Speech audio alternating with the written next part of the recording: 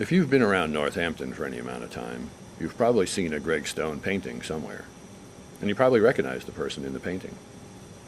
His most recent painting of the Young at Heart Chorus hangs in the new surgical wing at the Cooley Dickinson Hospital. In the early 1990s, Greg also took up sculpting. Maybe you've seen the Quarryman statue in East Longmeadow. Recently, I visited Greg in his Hatfield sculpture studios to see him at work on one of his birds made from found wood.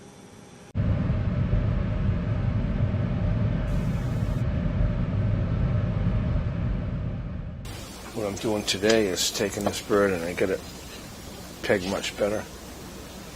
Once you get a dowel all the way through and out the other side with the glue on it, it makes it much more secure. So that's hardened up now enough so I can snip it and sand it down and get the base ready for it.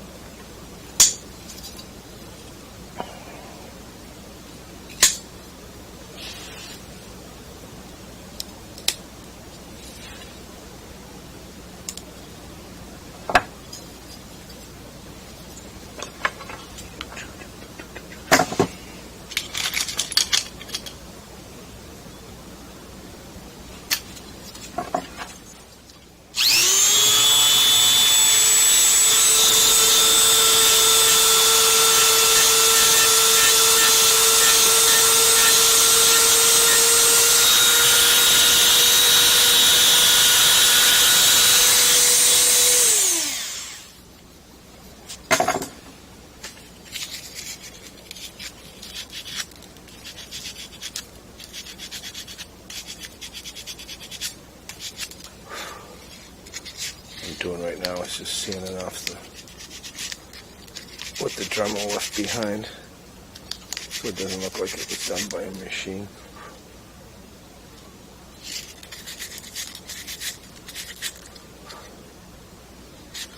It's alright to leave marks in some machines, but sometimes you want to limit it.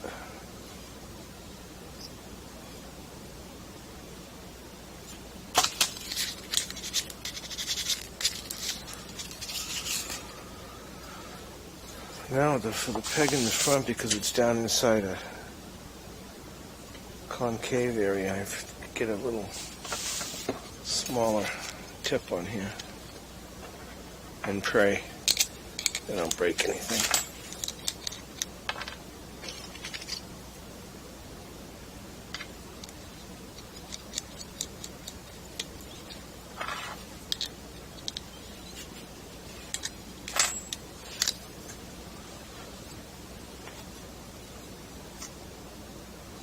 Seems like I always do this. I put it in a spot where it's almost impossible to get to.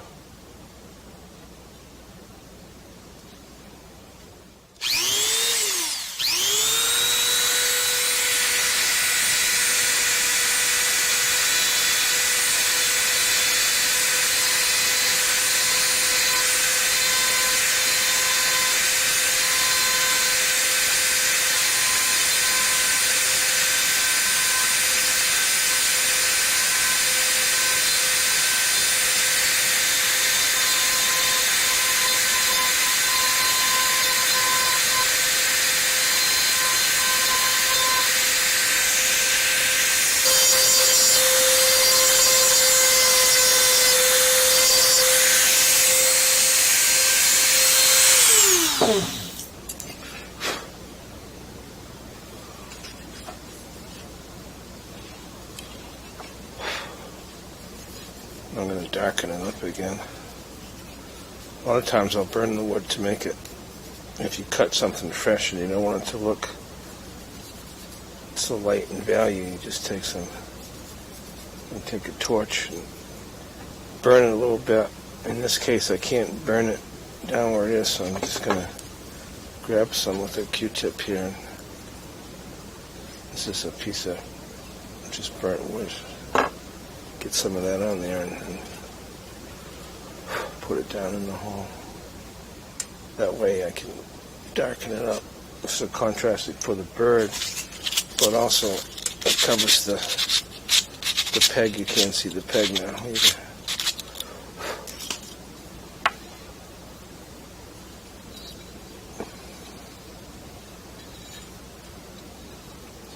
So now I'm going to put it on a soapstone base.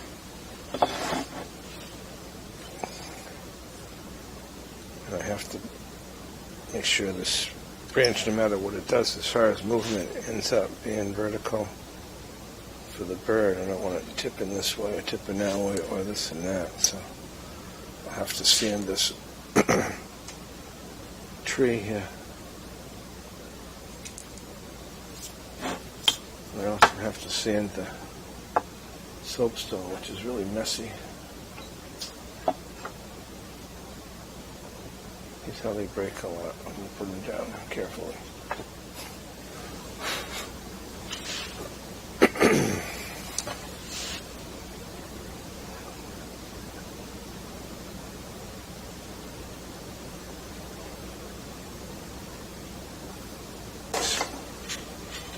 That's the tricky thing to do. To get it plumb one way, it's fine. Anything you circular like this, you got to go around the whole diameter. You could get it plumb one way and say, oh, okay, that's cool, and then you turn it to the side and it's either tilted back or tilted forward.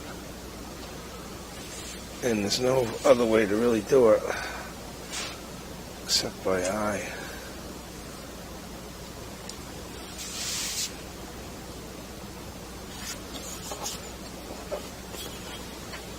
And I still got about 12 inches there.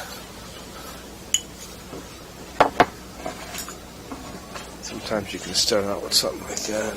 Oh, that looks cool, small.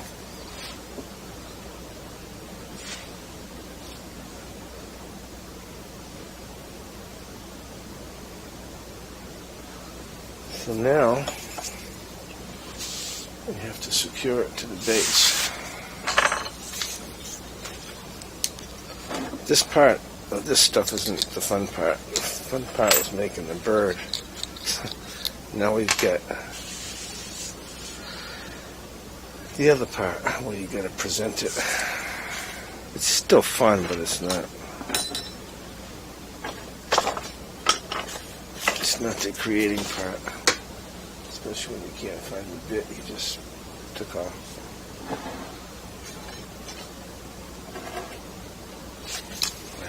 I'm so organized, I don't know why I can't find it. Wooden dowel for the small ones. If they're bigger, I'll use a piece of metal rod inside.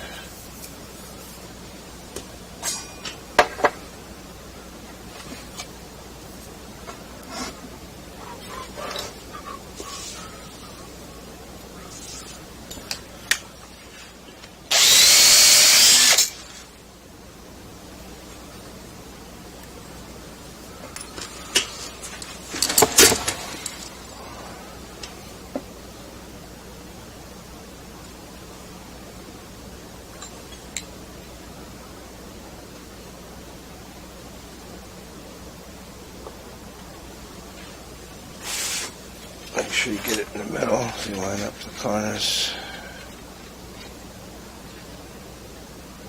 A little mark.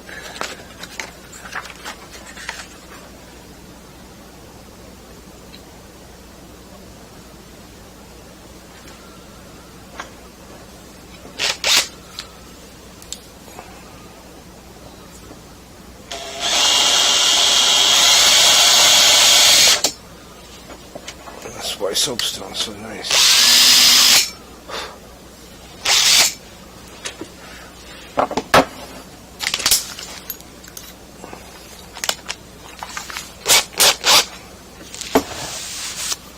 Now the tricky part.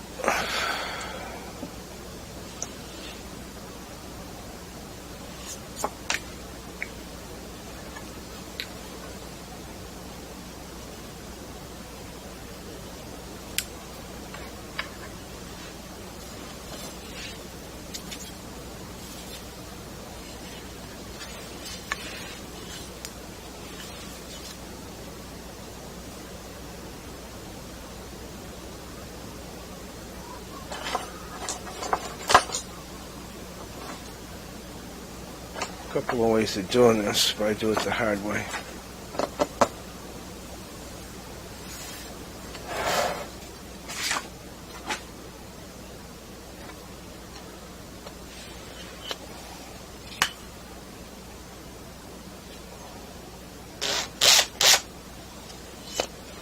You want to make sure that everything's flush. You can drill a hole and have it come off kilter.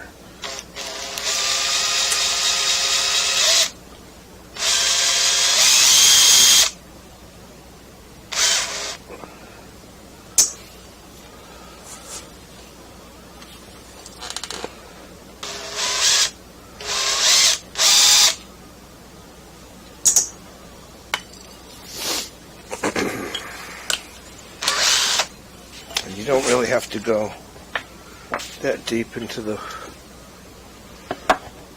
wood.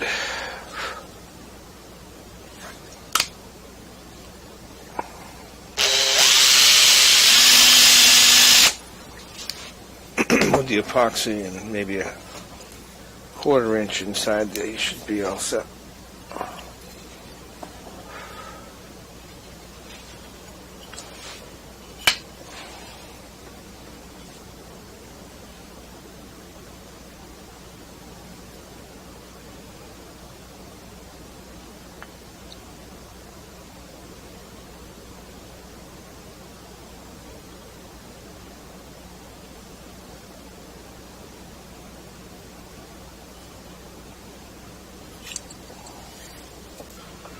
Looks like a go.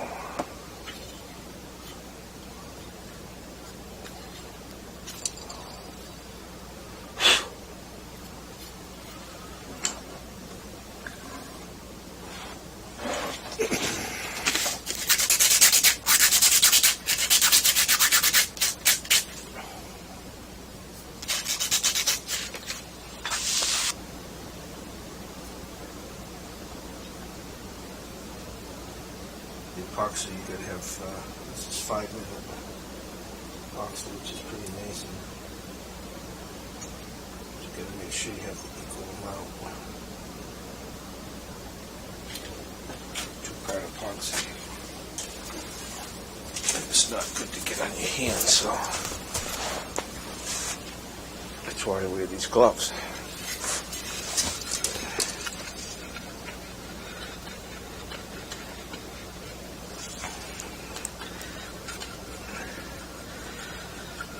You gotta mix it up real good. See, it's a little cold.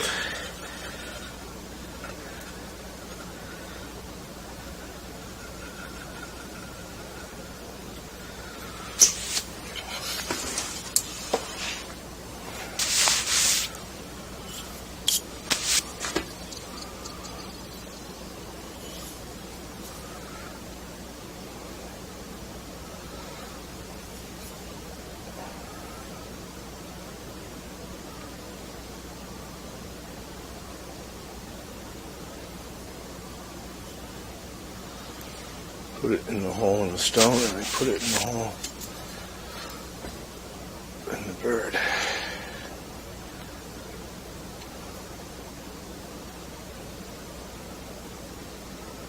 And on the base of the bird. And you can't, if you put too much, it comes flying out everywhere. So you gotta make sure you got enough, but you don't want it going all over the place.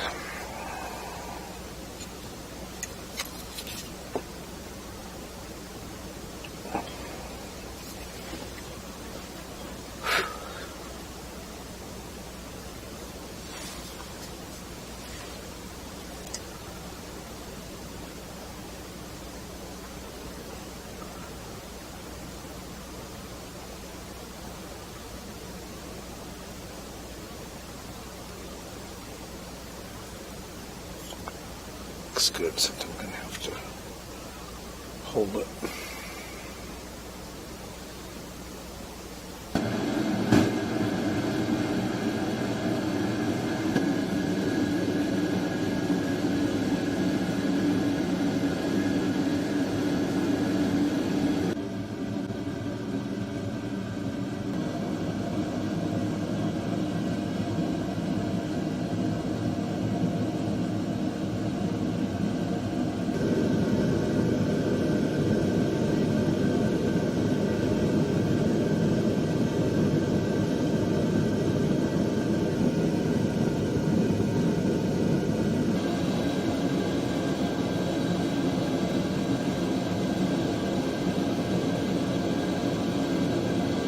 And I also visited his painting studio and home in Holyoke to see him at work on his series of Blues Legends paintings. Who are you painting? Victoria Spivey, blues singer. Where's the painting taking place? This is down in Memphis. This is Memphis. This is Chicago. Most of the blues people ended up in Chicago. So I kind of got where they came from and where they went to, you know. What period is this? What year? Yeah. Church.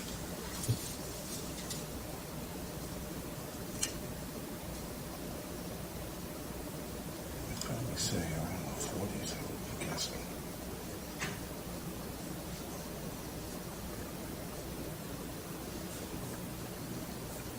How long have you been working on the whole series?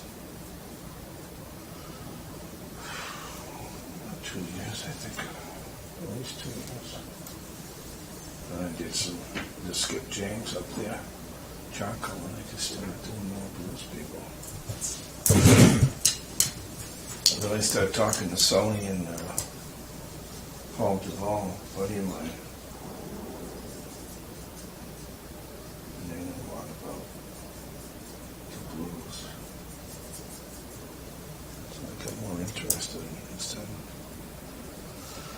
doing more of them, and I just kept going.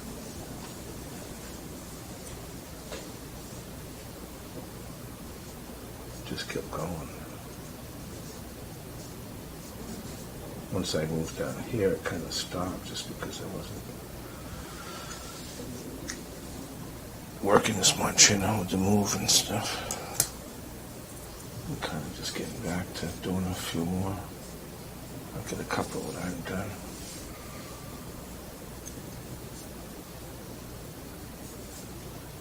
Memphis Mini, yeah. Clarence Lofton on the piano. And Lightning Hopkins.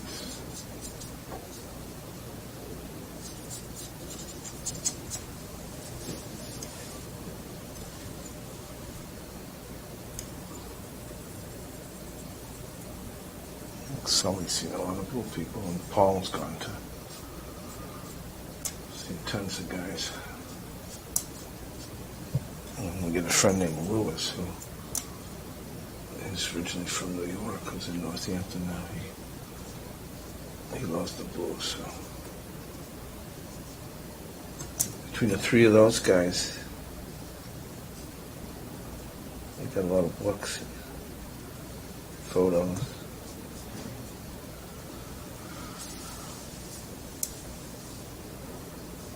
Unfortunately, I have to take a lot of the stuff from photos, which I don't really. It's not the way I usually work. But I don't really have a choice in this one.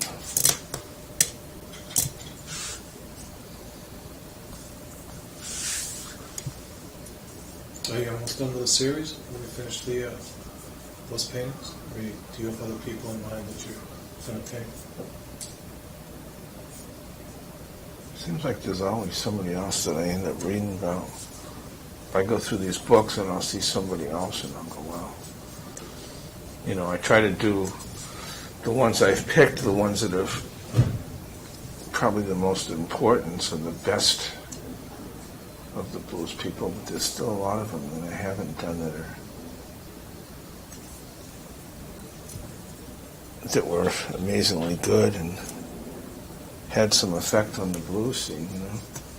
So I don't know. It's kind of like the birds at the studio, you know. I think I'm all through doing birds, and then I get another idea, or I see another bird or something, and I'll be doing another one, so.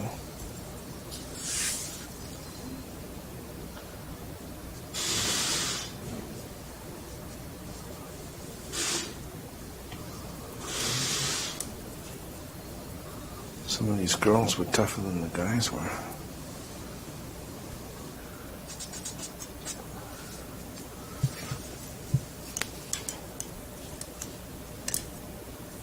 The old days. Old days on Main Street. Yeah.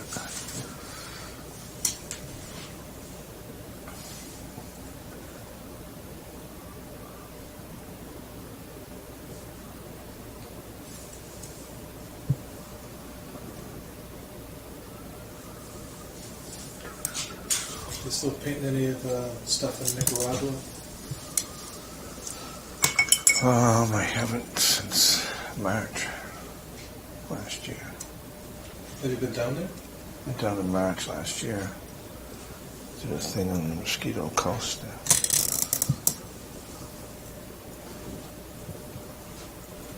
With the lobster fishermen. Right.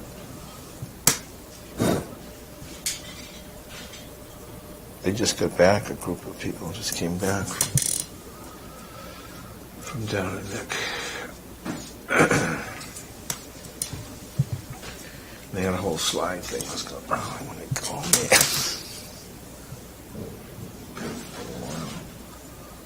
To go twice a year, you know, a year.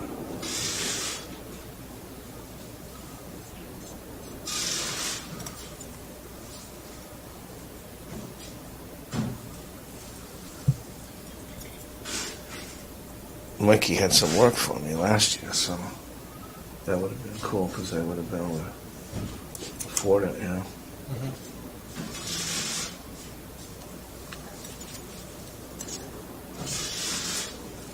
Weren't you painting a mural in one of the cafe down there? That's done now.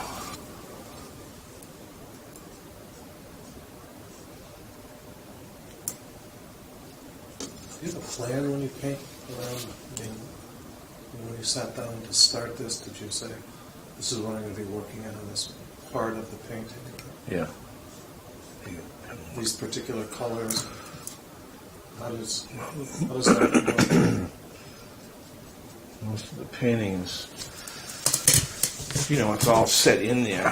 I left a lot of this open because I didn't know if I was going to have cement or grass or what I was going to do, and decided to have some more color in it, more of the green. So I looked at it and figured I'm going to put the grass here. And I was looking at, you know, the dress has to be worked on some more too. I mean, the whole thing does to some degree, but the sky has to change up here.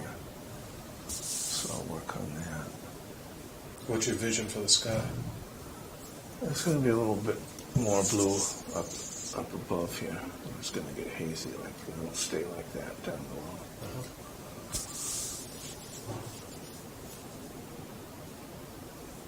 There's going to be some other stuff going on in this street. I mean, you can't tell it's a street yet.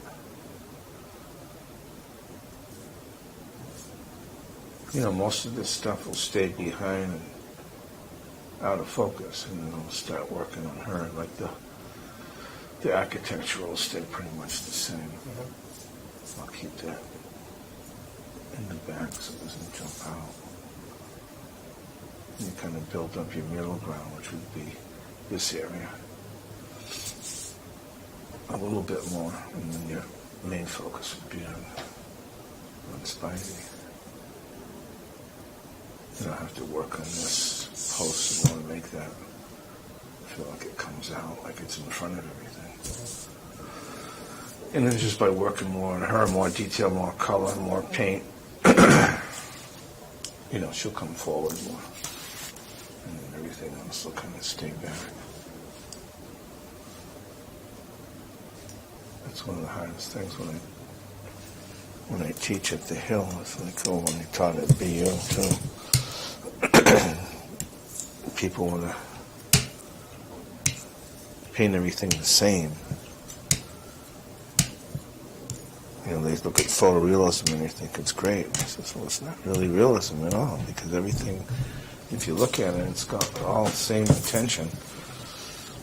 It's treated the same way. So when you look at it, it's like It's like a photo, which isn't real. I mean, if you're looking at me, at my face, you don't see this here.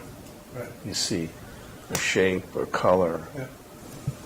You don't see what it is. I mean, we can do that with our eye. So you have to try to figure out what's the most important thing and then give that the most attention.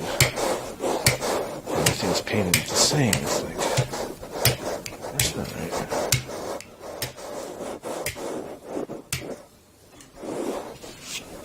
So you create a depth to it. It helps with the depth, yeah.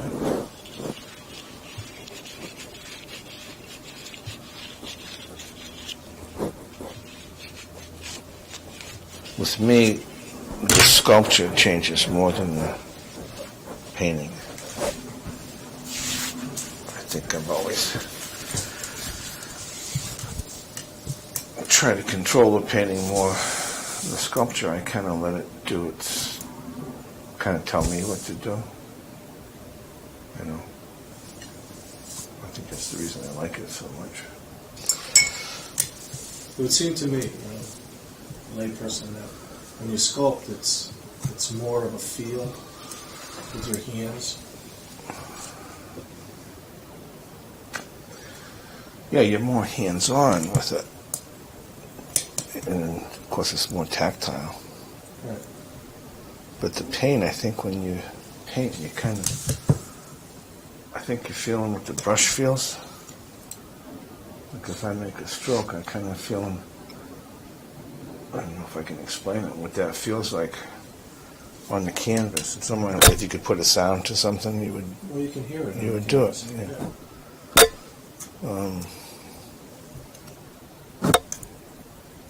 But I think it's the, knowing something, having something like your sculpture, which is three-dimensional.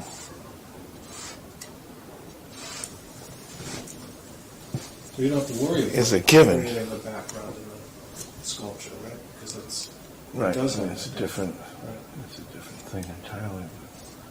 A lot of people who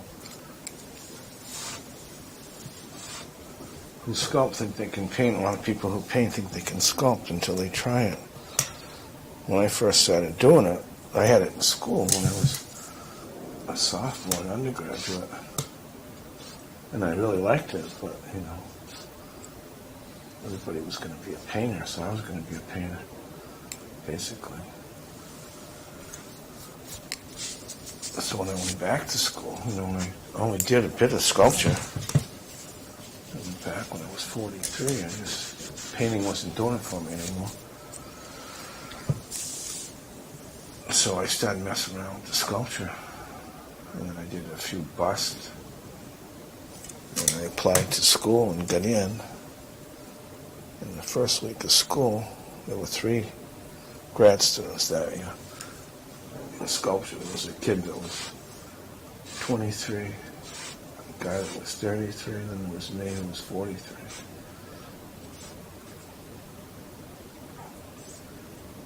These guys have been doing it for quite a while compared to me. So we had a model. I said, "Oh, you got a model tonight, you guys." We were all excited. And she came in and we get the clay out. I'd never done a figure, So we start going. I'm having a hell of a time trying to figure out what I'm doing. And these guys are like going right along. I was going, what the hell? And I was just frustrated, I wasn't too happy with what I had. I mean, it was all right. To brag about. So the first couple of weeks of school was like that. I said, what the hell am I doing? I don't know how to do this. So one day because the process for painting was so different, One day I took a mirror and I put it behind the piece I was working on, and I started working on it so I could see when I worked on the front here or on the side here, which I could see before I turned it, I could see what I was doing with my hands on the other side, so I make sure whatever I did in the front was affecting something in the back. So I did that for probably a week or so. And all of a sudden, I started to understand it more, you know, and it started to come more easily to me. The teacher came in and goes, "What the hell are you doing in the mirror?" I said, "I'm trying to learn how to sculpt." He said, "That's a great idea."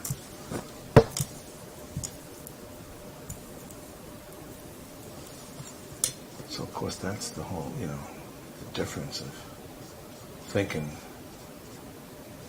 you know, you've been painting all your life, and all of a sudden you're doing something that's three-dimensional. How the hell do you do it?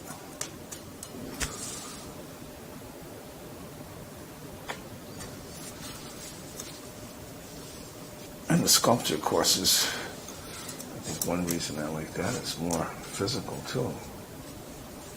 You know, you're actually... You know, it's like the difference between playing short and catching.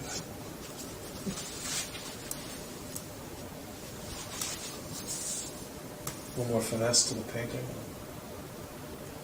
Yeah, it's more finesse, and it's not as, you know, if you could paint great big things, that would be great. But you'd have to have a lot of cash to be able to do it, you know, just to get the canvas and the brushes and the paint. You see people do these great big paintings. It's like, yeah, that would be fun.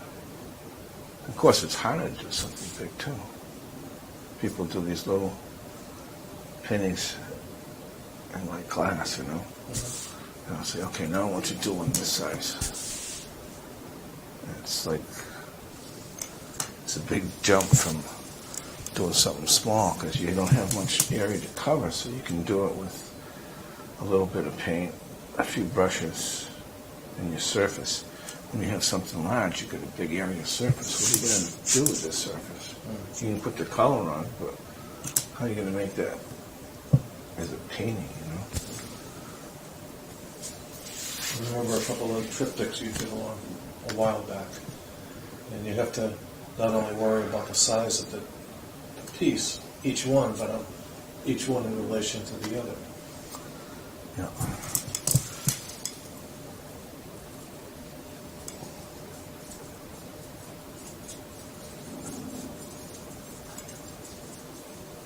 These are your big days. Big painting days. Somebody told me that big paintings weren't selling, so I think I started doing big paintings. Because there was a time when small paintings were in. People were buying small. So being the businessman that I was, I went big.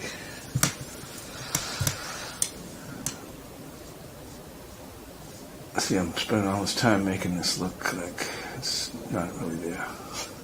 Just something is there.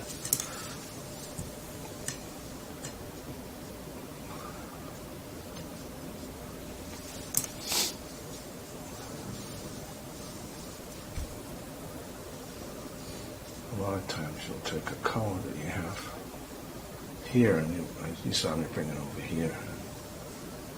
It's kind of, it unifies the whole painting. It's one of the things I try to teach is that people will work on a barn or a building and they'll paint it red. And there's no other red in the painting.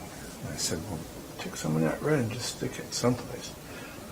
Over here, put it in somewhere. You don't have to, you can cover it somewhat, you know, but you have that in there and it keeps the whole thing unified. What moved you to Well, you know, that just things happen, and you wonder how it happens or why it happens. But basically, I never, when I saw carvings, it was like, oh, those are carvings. I don't want to. My thing wasn't a subtractive type of sculpture where you take away. I mean, Michelangelo and those sculptures that he did, and Rodin, I mean, there's a lot of great, but I just couldn't imagine taken away from something.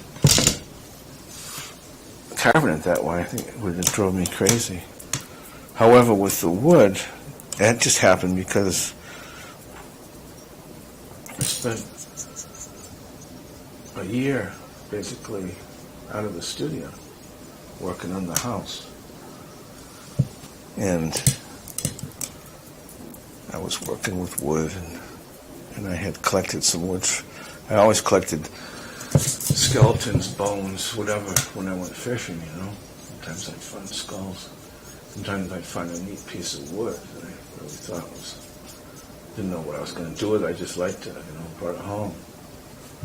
So finally, after about a year of working on the house, one day I got up and I just said, I had all my tools at the house, you know. I just said, I'm going to make something today. So I was in, what was our bedroom, I guess, and I just started making this horse out of the wood I found.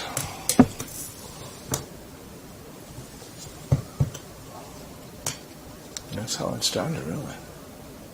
I really liked the way it came out. I had some bones incorporated. Mostly it was driftwood that I found in the rivers or something. And then from there I did more wooden bones. I did some huge things. I don't know if you remember. I did a seahorse that was about 12 feet. And then I did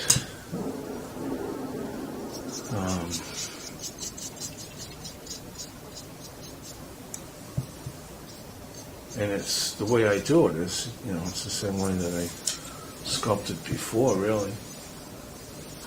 It was like found objects, you know. When I did some of my early figure stuff, I would take the plaster and pour it, and I'd set up plastic bags across the room, tack them up here, and then I'd have bowls. I'd have these different shaped containers, and when I get the plaster wet, I would pour it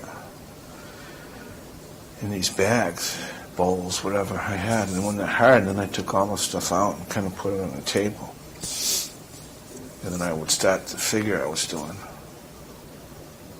with the plaster, direct plaster, and keeping it wet, and then I would take a shape that I'd made. Like, say, if I was doing the buttocks or something, I'd have part of a bowl, put the plaster on it, and stick it there where it would go. And then in 5 minutes, you could start carving on it because it would harden. So it's like working with clay. So it's not just taking things away. Which is nothing wrong with that. I just don't think I could, I don't have the brain for that, or the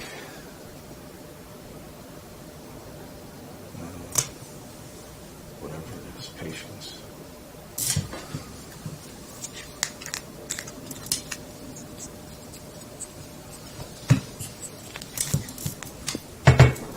Do you see that in any of your work, whether it be the painting or the wood or the sculpture, has it evolved or changed in any ways that you could?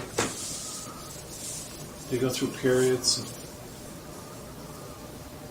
interests or style?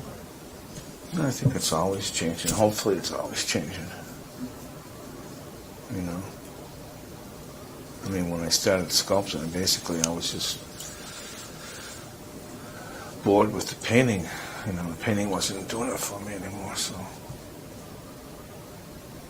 I went to the sculpture. And then after a while, when I was doing the sculpture at school, I was still painting. Like, I'd go to drawing class and actually bring something maybe this big, a little smaller, and paint, do a quick painting for the model. So I kept my hands in it. I think the paintings, you know, if they're not changing, then you're not doing something right, I think. You're not trying to, I mean, you got to do bad paintings to get anywhere. And you got to do bad sculpture, too. You got to try different things. if you don't try them, you're going to stay. You know, you could be a good painter and keep doing the same thing over and over again. I think it's one of the things that happens when people get into a gallery and they start to become successful financially, where the gallery's turning over your paintings and you have clientele built up, you have some buyers, and your gallery person says, well, we want landscapes, we want more lyrical paintings or something. You know, and a lot of people get caught up in that. You know, they do, even if they don't want to do it, they do it because of the money. They do it because they know how to do it. So you're going to have to, it's such a solitary business too, you don't have... Oh, the people taping you and talking to you all the time? Here's one of the things I tell people too. Step back. You stand painting for hours and hours, and if you don't get back, you don't know what you're doing. Because you get so involved with it. That's why sculpture, because I always stand up when I do it most of the time. With the clay, especially with plastic, because you're moving around. So you always kind of seeing it. Painting, you get kind of into it. And you can look at somebody painting in your class and go, oh, they think it looks really good. And I know what you're thinking. But once they get up and look back, it's like,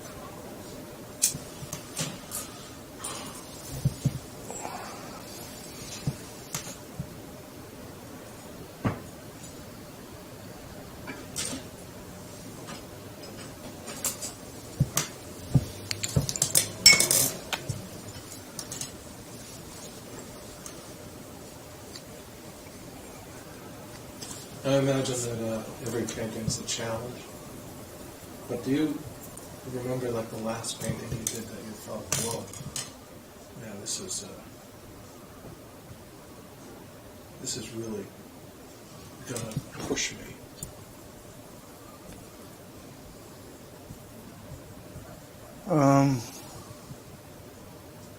Probably that one I did for the hospital with the Young at Heart was, because it was a bigger painting, there was a lot of people involved in it. And I hadn't done anything that size for a while. So it was a good challenge.